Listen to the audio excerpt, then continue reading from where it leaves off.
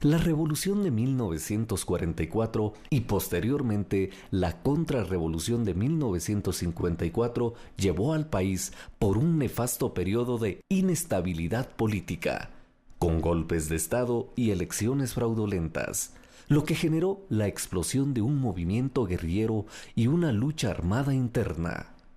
Tras la transición a la democracia se logra la firma de los acuerdos de paz y empieza una nueva época en Guatemala, caracterizada por visión de una mejor Guatemala, pero frustrada en parte por el crecimiento de la delincuencia interna y la crisis económica mundial. Esta es la historia de nuestro país.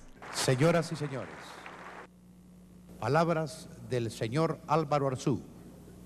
Este momento de hoy debe estar cimentado ante todo como un momento de perdón, la plena conciencia de lo que pasó, que es una parte innegable de nuestra historia contemporánea. Debemos servirnos de ella para no repetirlo y ser fundamento de la construcción de nuestro futuro. Esta paz que hoy se ha rubricado formalmente, la hemos hecho ante todos los guatemaltecos. Esta paz es ante todo nuestra, no nos fue impuesta por nadie y nos la hemos ganado los guatemaltecos con el esfuerzo propio y la amistad internacional.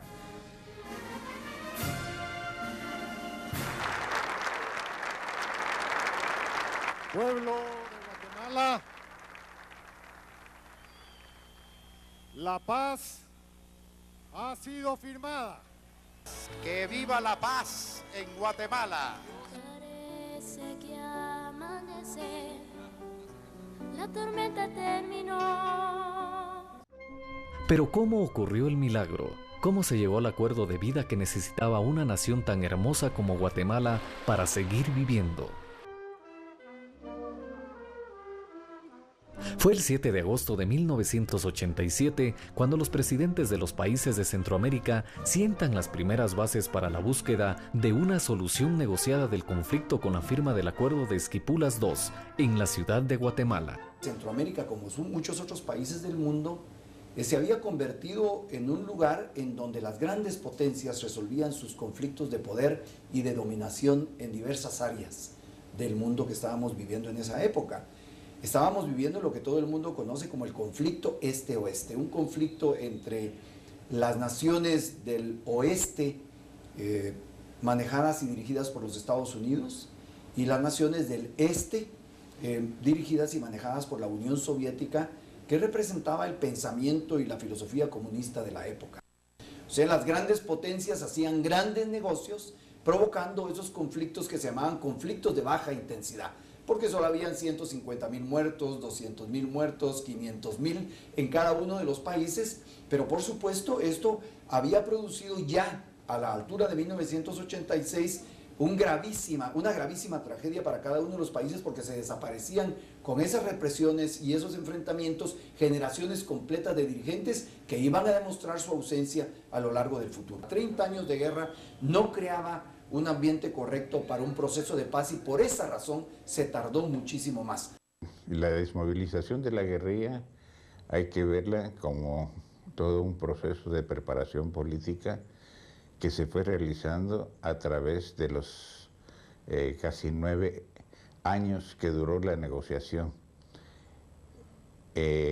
Nosotros mantuvimos permanentemente informado a nuestras fuerzas guerrilleras del desarrollo de este proceso y por lo tanto de los avances que se iban logrando, de las conquistas sociales, etcétera, que se podían obtener a través de los acuerdos de paz. El 22 de abril de 1991 nos corresponde, como miembros de la Comisión de Paz, acudir a la primera cita entre el gobierno de Guatemala, la Unidad Revolucionaria Nacional Guatemalteca, URNG, para definir el proceso que nos llevaría a entrar a un diálogo y negociación que culminara con la firma de acuerdos temáticos y luego con la firma del acuerdo de paz firme y duradera.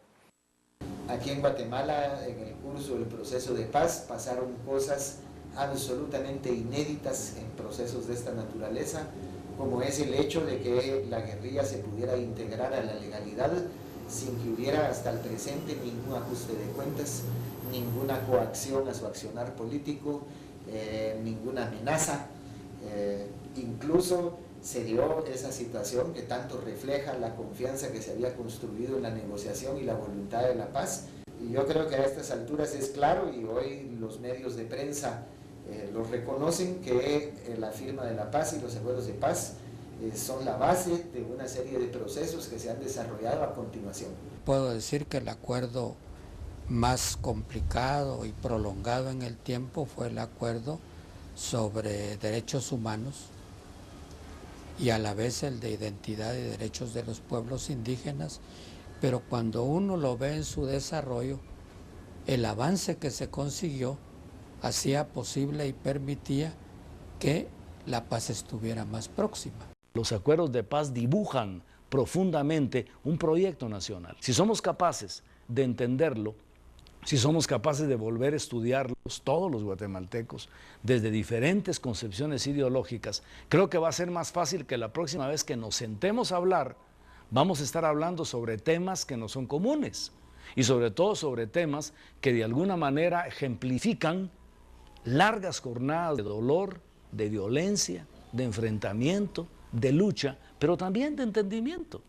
Yo creo que nuestros hijos y los hijos de nuestros hijos se merecen un país diferente.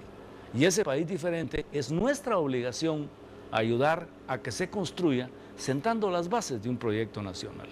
Los acuerdos de paz, que muchas veces son criticados sin ser conocidos, que muchas veces son descalificados sin ni siquiera haber sido leídos, ese proceso es el proceso de transformación de una sociedad que de alguna manera no encontraba otras rutas más que la de la desigualdad, la confrontación y la negación del uno al otro. Estos acuerdos de paz son fundamentales porque son esa agenda mínima de nación con la que no contábamos, pero, repito, son puntos de partida y no puntos de llegada. Creo personalmente que los acuerdos de paz siguen siendo una propuesta de plan de país tremendamente grande.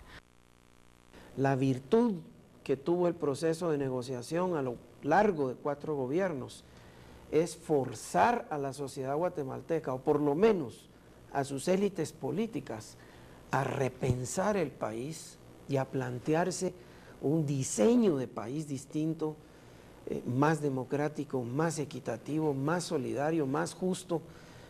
Eso es en un núcleo la pretensión de los acuerdos de paz. La paz ha dado lugar a cambios institucionales. Uno se daría cuenta, por ejemplo, cómo en materia legislativa, en materia de las instituciones, el Estado guatemalteco se ha transformado en función de los acuerdos de paz. Y surge como un logro que parecía inalcanzable, la Comisión de Acompañamiento de los Acuerdos de Paz, que presentan la iniciativa de ley Marco de los Acuerdos de Paz en el año 2003.